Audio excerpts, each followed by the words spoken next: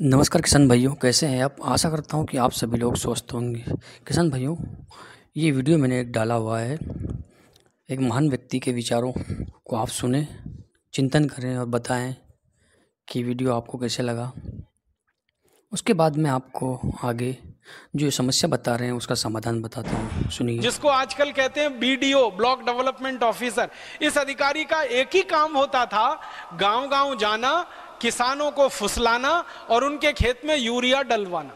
किसान डालते नहीं थे यूरिया, तो ये जो बीडीओ स्तर के अधिकारी होते थे ये किसानों को कहते थे मुफ्त में ले लो, मुफ्त में डालो, तो भी किसान तैयार नहीं होते थे, तो जबरदस्ती उनके खेतों में डलवाते थे। और यूरिया एक ऐसा जहर है जैसे शराब होती है ना। किसी आदमी को जिसने जिंदगी में कभी शराब ना पी हो, जबरदस्ती एक दो बार आप पिला दो, फिर ऐसा चस्का लगता है कि वो खरीद के पीने लगता है। वैसे ही हमारी मिट्टी के साथ हुआ। हमारी मिट्टी ने हजारों साल से कभी ये रसायन को चखा नहीं था, इसका स्वाद नहीं मालूम था। मिट्टी में जबरदस्ती ये डाला गया रासायनिक खाद और कीटनाशक, मिट्टी को उसका स्वाद लग गया और मिट्टी फिर व्यसनी हो गई और वो जहरीली होती चली गई। फिर किसानों ने खरीद खरीद के डालना शुरू किया। किसान भाइयों, इस समस्या का एक ही हल है, स्वयं का खाद, स्वयं का बीज और स्वयं की दवाई। कृषक स्वयं का खाद बनाकर अपनी लागत खर्चों को आसानी से आधा कर सकते हैं।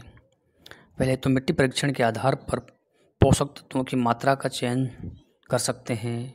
जैविक खाद, गोबर के खाद को सड़ाकर अच्छी तरह डाल सकते हैं।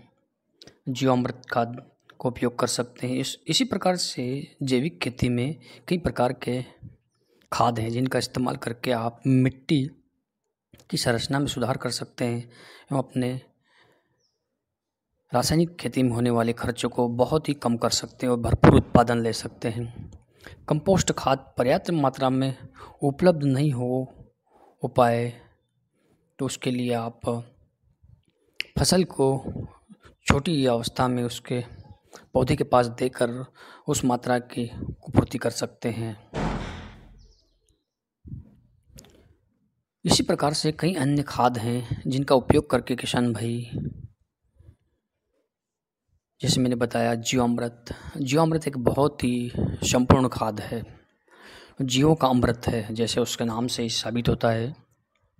जीवामृत बनाने के लिए आपको कुछ नहीं करना है, 10 लीटर गाय का गोबर लेना है, 10 लीटर गाय का गोमूत्र लेना है, 10 किलो गाय का गोबर लेना है, 1 किलो बेसन एवं 1 किलो गुड़ लेकर आप इसको किसी बर्तन में, ड्रम में डालकर 5 से 7 दिन सड़ा कर इसका उपयोग आप अपनी फसल में हर 21वें दिन यदि करते हैं तो आपको मनचाहा परिणाम मिलेंगे।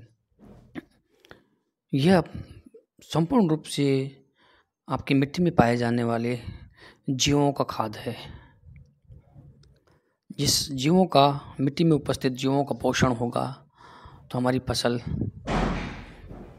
भरपूर मात्रा में उत्पादन होगा।